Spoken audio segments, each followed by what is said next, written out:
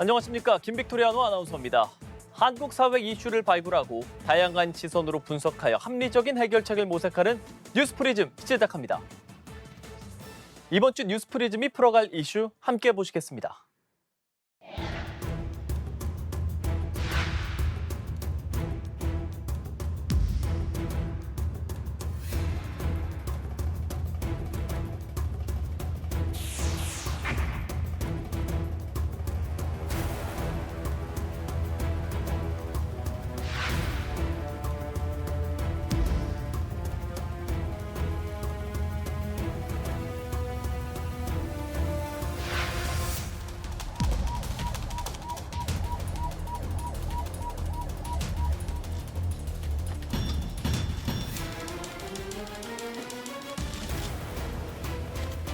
앞으로 어떻게 살아야 될지, 일반인으로 계속 지내면서 살지 아니면 나중에 뭐 수련을 받을지 이런 것은 고민을 해봐야 될 것 같은데,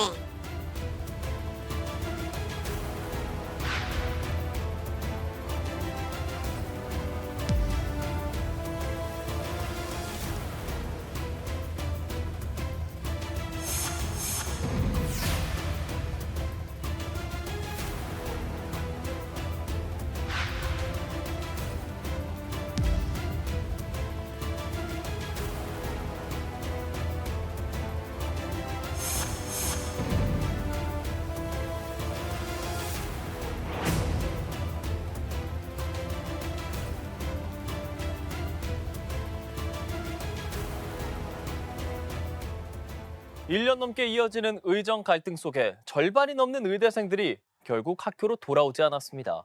이번 학기에만 8,300여 명이 유급되면서 내년에 2사학번부터 2,6학번까지 많으면 6,100명이 동시에 1학년 수업을 듣게 되는 겁니다.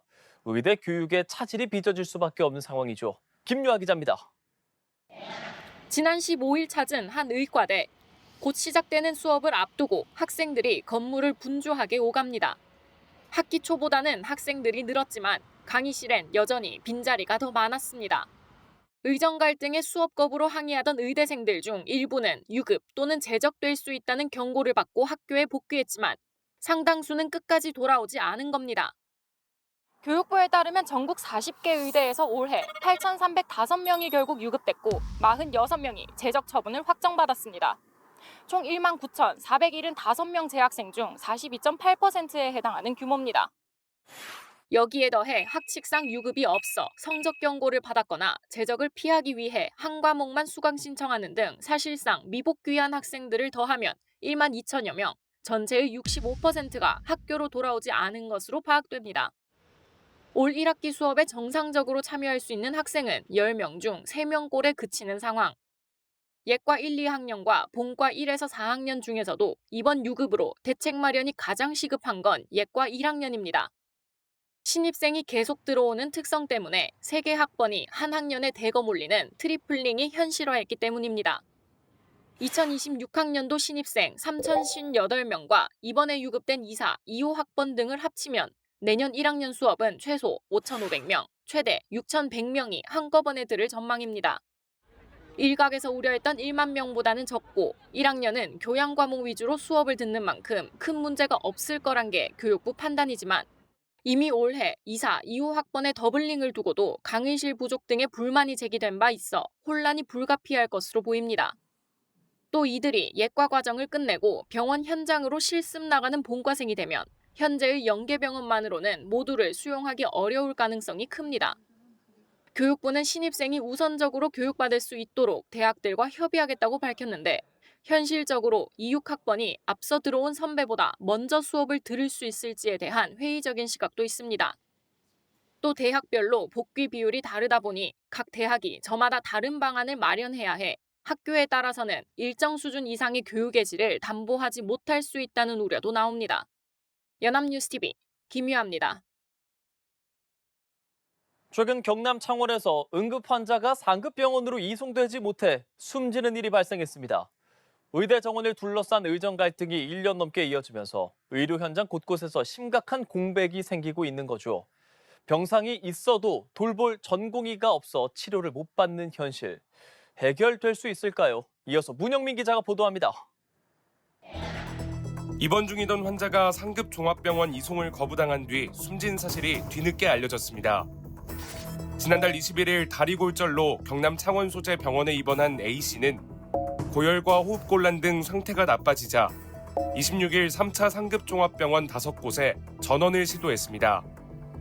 하지만 모두 거부당했고 사경을 헤매다 사흘 만에 폐혈증으로 사망 판정을 받았습니다. 의정 갈등으로 진료 공백이 1년 넘게 이어지며 긴급 상황에도 받아주는 곳이 없어 병원을 전전하는 이른바 응급실 뺑뺑이가 계속되고 있는 겁니다. 지난 3월 기준 전국 국립대병원 2곳 중 1곳은 병상의 절반 이상을 비운 걸로 집계됐습니다. 병상 가동률이 60%를 넘는 곳은 서울대병원, 분당 서울대병원 등 모두 3곳에 불과했습니다. 통상 종합병원급 이상의 의료기관이 진료 수익을 내기 위해선 최소한 병상의 70에서 80%를 가동해야 하지만 현재로선 모든 병원이 손익분기점조차 달성하지 못하고 있는 겁니다. 전공의분들이 이제 사직을 하셨으니까 아시다시피 지금 충원이 안 되고 있는 거니까요. 저희가 수시로 세워갈 수 있는 게 아니잖아요. 어쨌든 그 손실이 너무 크니까 그런 부분이 상대가 안 되는 거고. 병상이 비어 있어도 전공의 집단 사직으로 일손 공백이 계속돼 환자를 받을 수 없는 상황. 현재 전국에서 수련 중인 전공의는 1,672명, 집단 사직 이전의 12.4% 수준에 불과합니다. 정부는 전공의들을 돌려 세우려 안간힘을 쓰고 있습니다. 특히 오는 9월 전공의 정식 모집 때까지 추가 모집은 검토하지 않겠다는 방침을 바꿔 공식적으로 복귀 의사가 확인될 경우 이달 중 복귀할 수 있는 길을 터주겠다는 계획입니다. 대한수련병원협의회와 대한의학회 등이 실시한 설문조사에서 200명 안팎의 전공의가 즉시 복귀를 희망한 걸로 알려지면서 의료계에서 5월 추가 모집을 요구하는 목소리가 나오기 때문입니다. 수련 환경 개선 등 전공의 분들이 관심을 갖고 계신 과제에 대해서는 정책 방향을 소상히 설명하고 의견을 듣는 기회가 필요합니다. 전공의 분들께서 참여하여 의견을 개진해 주신다면 적극 검토하겠습니다. 다만 대학병원을 떠난 만여 명의 전공의 중 대부분은 여전히 꿈쩍하지 않고 있습니다.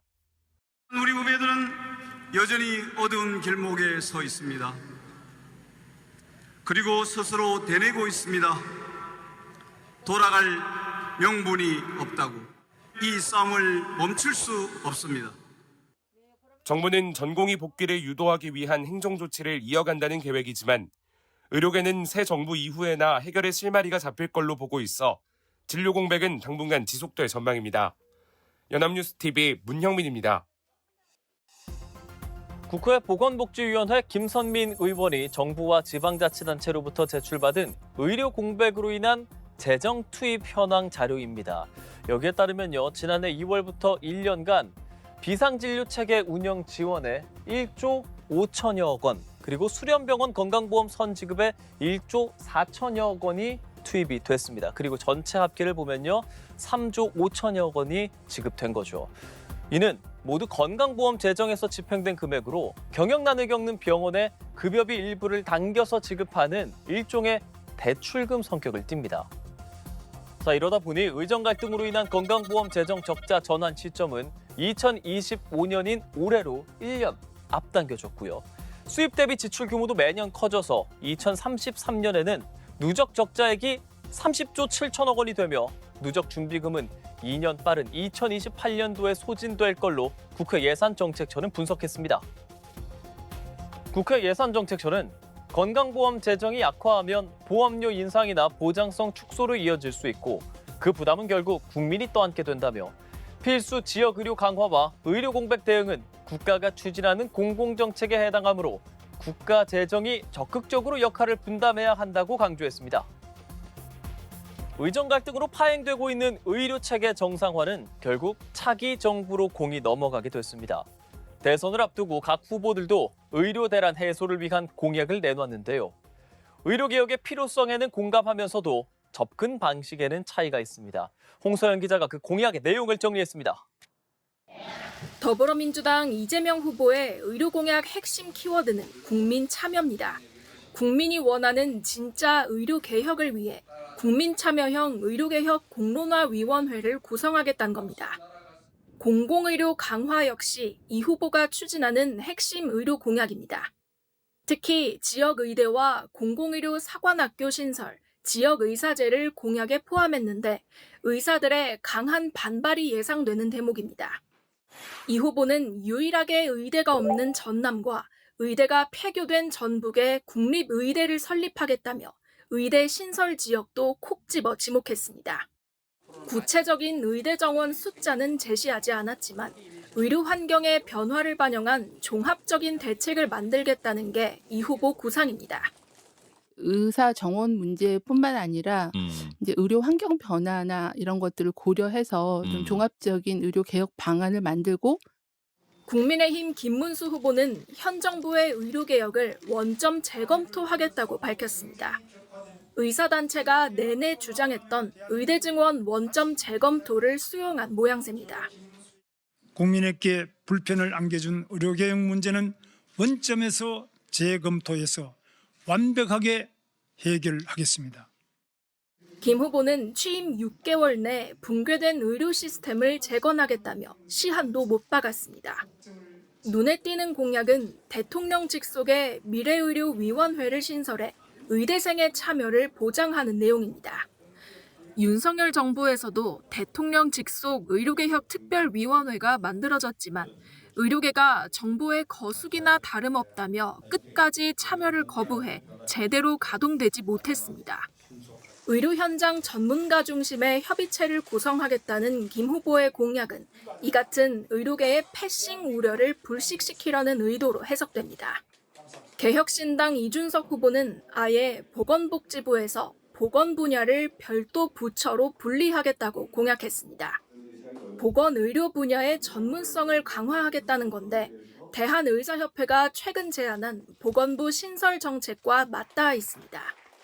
이 후보는 윤석열 정부의 의대 증원은 실제 의료 행위의 특성을 잘 이해하지 못한 정책이라며 전면적인 수정이 필요하다고 강조했습니다. 의사의 기대소득을 낮추는 방식으로 지방으로 의사를 내려보내겠다는 그런 생각은 저는 애초에 동작하지도 않을 것이었을 뿐더러 새 후보는 의료 정상화를 위한 각자의 해법을 제시했습니다. 다만 어떤 공약을 추진하든 의정 대화 복원이 먼저라는 지적이 나옵니다. 정부와 의료계의 뿌리 깊은 불신을 어떻게 해소해 나갈지 지혜를 모아야 할 때입니다. 연합뉴스TV 홍서연입니다. 차기 정부는 트럼프발 관세 폭탄, 심각한 경기 침체 등 해결해야 할 과제가 산적합니다. 하지만 국민의 생명, 건강과 직결된 의료 정책과 의정 갈등도 그에 못지않게 시급하게 해결해야 할 과제죠. 새 정부는 먼저 의료계와 신뢰관계를 회복하고 교착 국면을 타개할 방향과 구체적인 대안을 제시해야 할 겁니다. 또 의료계도 진지하게 그 협상에 임해서 하루속히 의료 정상화가 이루어져야 할 겁니다. 오늘 뉴스프리즘이 준비한 소식은 여기까지입니다. 시청해주신 여러분 고맙습니다.